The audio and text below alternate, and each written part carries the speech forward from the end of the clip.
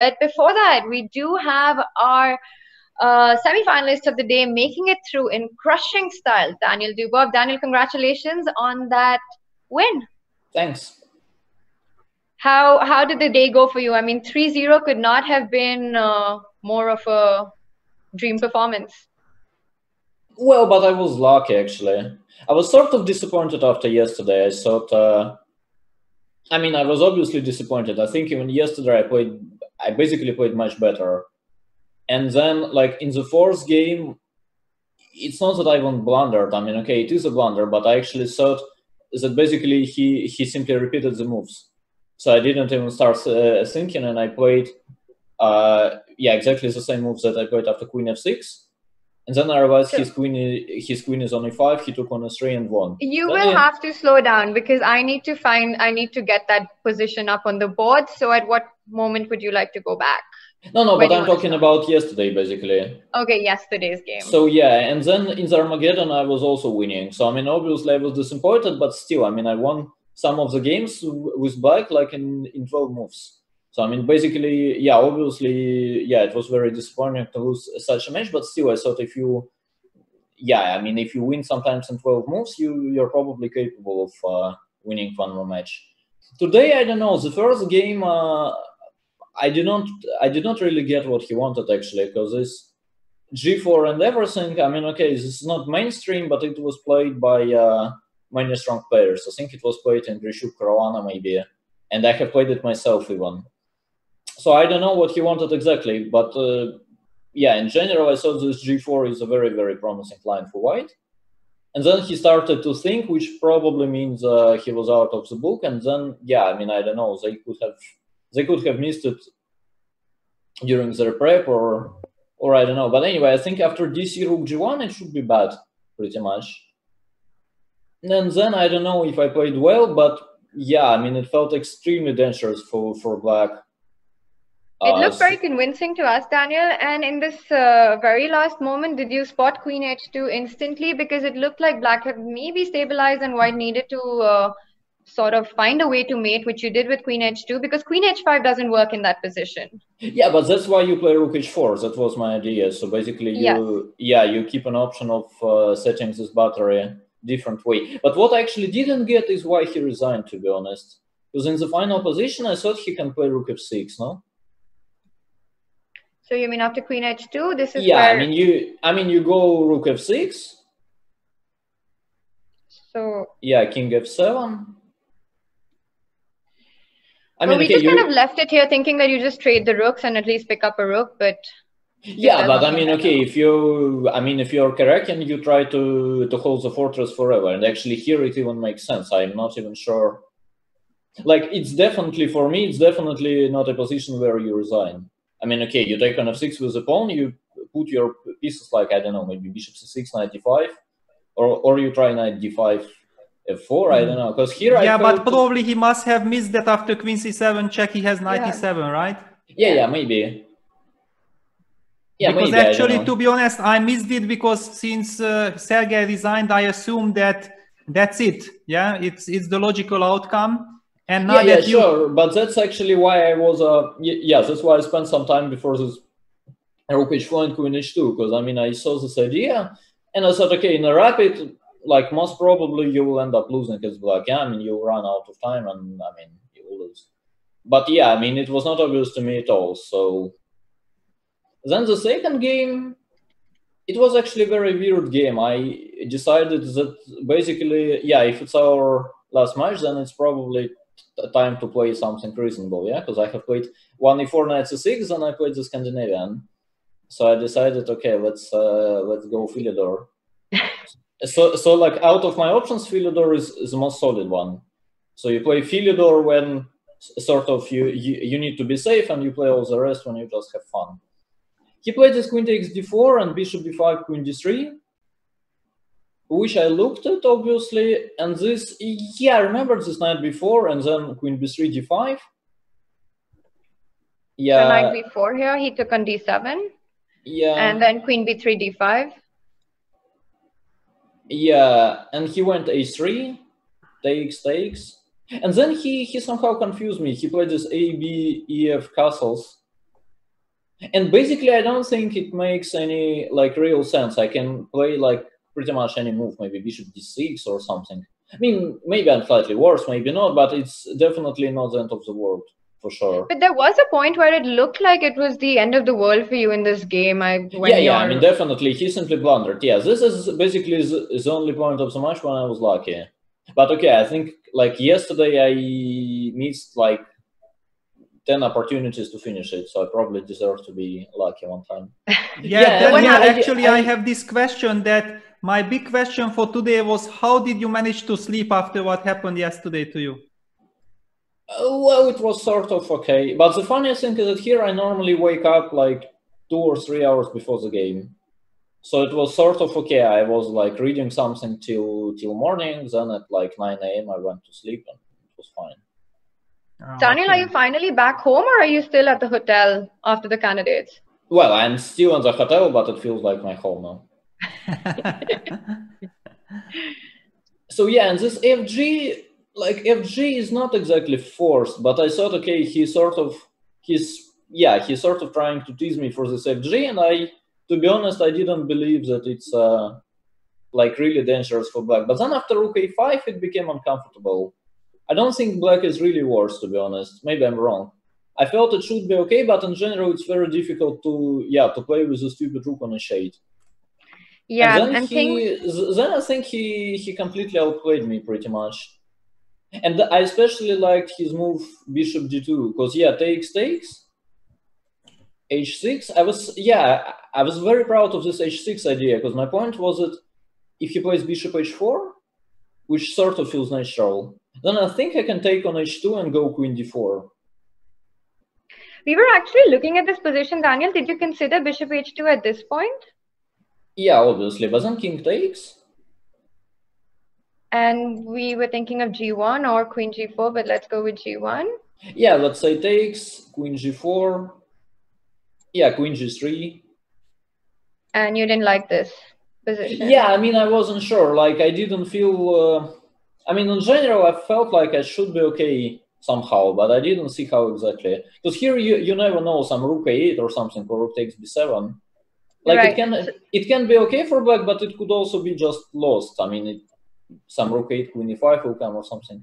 So I was kind of happy. I was kind of happy about this h6 because I thought, okay, bishop d2 is not something I should be worried And here about. you wanted to go for bishop h2. Yeah, and you go queen d4 here, so that's the point. Right, so you pick up the bishop. Yeah, I mean, I pretty much like almost win probably. Because you cannot even take on b7. Because then queen takes h4, king takes, and queen e4 check. Right, so he has to go rook 8 anyway. So that's a nice line though. So here you just pick it up, and after taking on g2, you come back to e4 and pick up the rook on b7. Or after queen f3, I take on c4, yeah, exactly. Right. So yeah, but then he played bishop d2, and I actually realized that I sort of underestimated it very much. And then somehow it just started to look bad, and I just started to play some random moves. So for instance, I played queen b5, sort of hoping for some knight takes d6, queen f1 mate. Which suddenly didn't work. But I mean, like I didn't see what to do anyway. I thought, why not to try it? Then I think I was completely lost. Then at some point he panicked. Yeah. This queen d3, bishop c3, b3 I liked very much. f6 was probably extremely stupid move because now he gets all kinds of queen g6 ideas. Although, I mean, okay, it's easy to say f6 is stupid, but it's kind of difficult to play a move, yeah? It looked very difficult, at least like we could not find any way for you to hold on to it. And then he seemed to be doing pretty well, like a slow move like b3 as well, and black can't really do anything. Yeah, b3 was a very good move because, yeah, now he's threatening queen g6.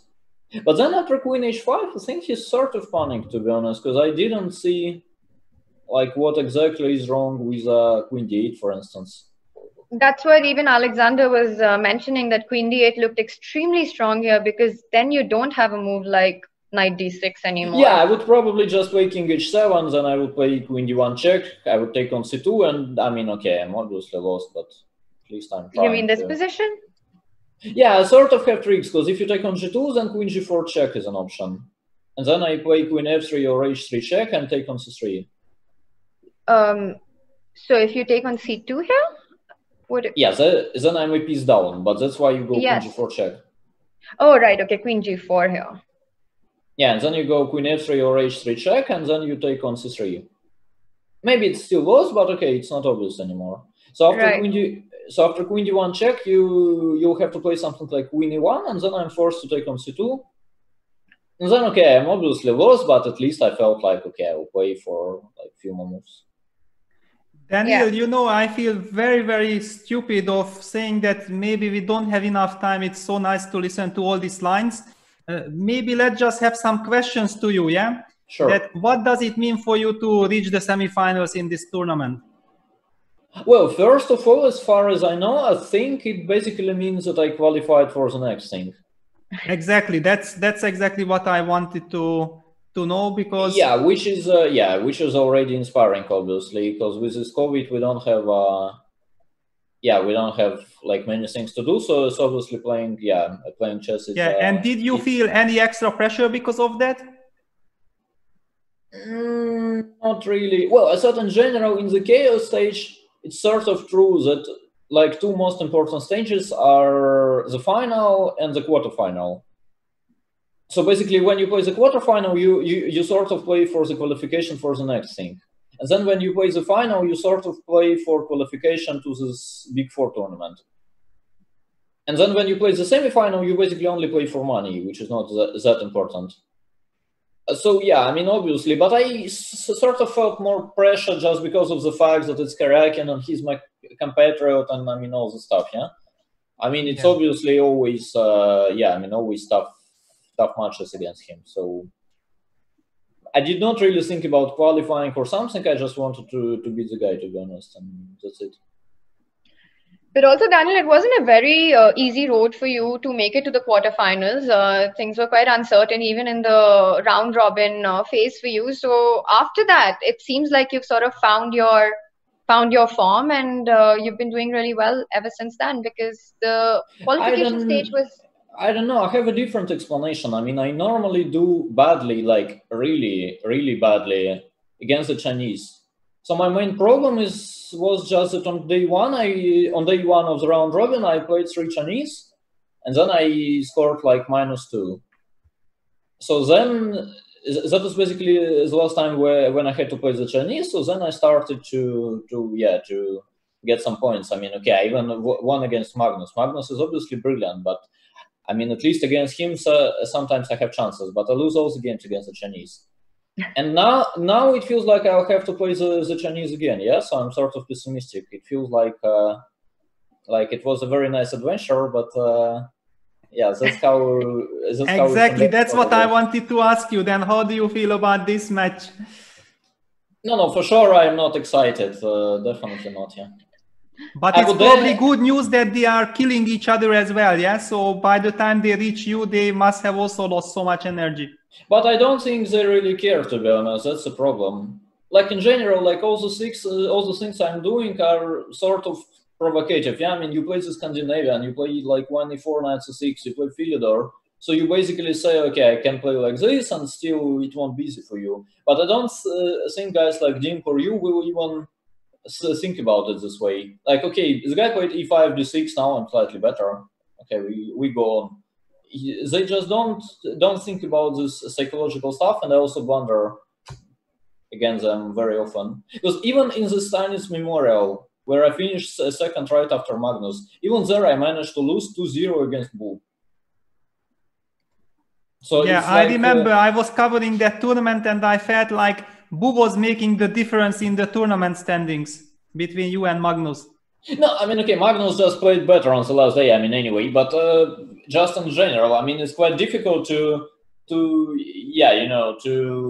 compete when you lose against all the Chinese, yeah. So we will sort of try to adjust our strategy for, so I guess it's tomorrow, yeah? We should start tomorrow, probably. The semis, yeah. Yeah, so I probably play on day one. Yes, yeah. Okay. So yeah, I mean, we'll try to adjust our strategy and think on how we could like do something to get at least some points. But like now I'm sort of happy about what happened today, but really pessimistic about what's going to happen in a few days. Would you rather play Magnus in a semifinal or one of the Chinese in the semifinals? I would rather play any other guy, and like obviously I would definitely pick up Magnus. I mean, it would be just great. I mean, it's not that no, I mean obviously he's the strongest, but what I like about this format is that basically like if you get to play Magnus in the quarterfinal of some like random thing like World Cup, so it's basically a very tough pairing. But here we play a lot of games, and it's first of all it means experience. So I was very happy to play him 3 times last week in this Stanis Memorial and in the round robin here. And obviously, I would be happy to play him again. I would probably lose, but I mean, anyway, it's an experience. And then when you play the Chinese, it doesn't feel like, I mean, it's sort of masochistic experience, you know? I mean, it's just they beat you and you go home. Normally, we've got in a knockout format, you get one shot against your opponent, but here there are a series of 3 mini matches, which is not very common. How was the how do you feel about that particular bit about playing so many mini matches to qualify? Yeah, that's what I'm saying. I like it a lot. Because from my perspective, I just like playing chess. I just like playing interesting games. So I mean, why not? Let's say. Even my match against Karjakin, yeah, I mean, basically, like yesterday, it was 1-1, pretty much. So he won the second match, and he equalized. But after today, like in terms of the overall score, it's +6 for me. Yeah, crushing victory. I think you scored, as Alexander pointed out, what, 8 out of 8-2 was the match score? Yeah, probably, and still he managed to win one match. So I mean, obviously, like if you sort of believe in yourself or you just want to get an experience, you are happy about playing so many games, and that's definitely my case. I'm like okay with winning or losing, but I just like to play. I mean, okay, if you win or lose, you just want to do it convincingly, yeah. So why not? And now knowing that you will be playing one of the Chinese, any preference whether you want to play Ding or Yu in the semis? I don't really care, to be honest. I feel it's like they're both capable of doing something bad to me. And before we let you go, can we just have a look at this position and get your thoughts on it? Both are on 1.5, very crucial match. Do you see this going into an Armageddon? What is your evaluation of what's going on right now? Well, I don't know. I'm pretty sure Dink will try to win it. I think Dink actually has more of this EV thinking than the other Chinese. So I think he sort of understands that he's dead in the Armageddon. Yes. It's quite obvious that he's so slow, like me, by the way, because I always play with touchpad. Yeah, I mean, okay, how can you compete with people if you play with touchpad? So when you have no increment, you're basically dead. So I'm pretty sure Dink will try to win it. Like if things will not go his way, I think at some point he'll start bluffing or something. Also now I actually don't see a single reason why he's better, to be honest. And how's your experience been about playing this, not over the board, but online Rapid? Like, what is the big difference for you between over the board Rapid and online? I actually don't see it, to be honest. Like, when I watched this Magnus Invitational, it was obvious that like there should be some difference. People play so badly and so on, and they sort of failed to adjust. And I was pretty sure it will be difficult for me. But yeah, somehow for me personally, I just don't feel like. I don't feel like there is a very big difference. I think people normally started to play much faster than they normally do. And as for me, I think I even started to slow down a little bit. So I had much more time troubles in this tournament than I normally have in Rapid games. But yeah, I mean, when you tend to think about the position, I mean, it shouldn't be a very bad sign, yeah? So for me, there is basically no difference. I'm kind of okay with it, and I feel like I sort of adapted. And we had this talk with Hikaru the other day where we asked him, well, when you're playing over the board, you can sort of look up to your opponent and see what the expression of body language are. Is this something that you're concerned with when you're playing? Do you often go to the Zoom call and have a look at what your opponent's expression or body language, or is it just full focus on the board, on what's going on? No, I obviously look at what's going on, but I think the chess24 guys troll me, because normally what I see on my on the screen of my Zoom call is you or Dean. Which is, I mean, okay, which is extremely uninspiring and gives me like zero information, and it's just a reminder that, like, anyway, I will. Yeah, you're going to meet your nightmare very soon. Yeah, exactly. So let's look at the game probably. Yeah. So knight c3 played on the board. So what do you think, Peter? Yeah, well, I mean, Daniil, congratulations with victory. Thanks. And we are back to the decisive game. I think that Black's another opening experiment sort of went quite okay for him. He got quite solid position. One thing I don't completely agree is that I think Dink will not do the Topalov stunt in the last game against his match against Anand. I think, okay, if Armageddon, then Armageddon. I mean, okay, even let's say in the first Armageddon, okay, he was completely winning. I mean, he just lost because of lower mouse skills than his opponent. Yeah, but that's why he could lose again. Yeah, I mean, that's a problem. Yes, but I mean, okay, but it doesn't work every time. Okay, you have 5 seconds more and then you win. So it's,